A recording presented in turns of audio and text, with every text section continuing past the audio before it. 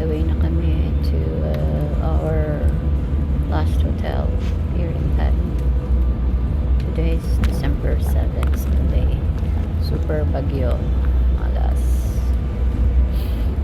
Yes.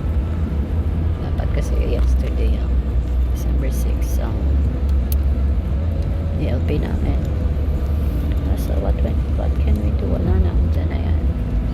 So ang taray nitong driver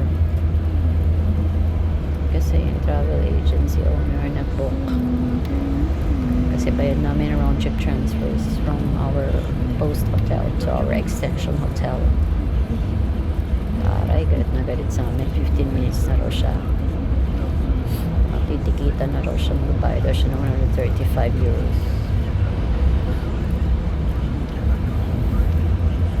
Kala niya kakagat kami sa kanya. Gusto niya pagbayaran niya kami 135.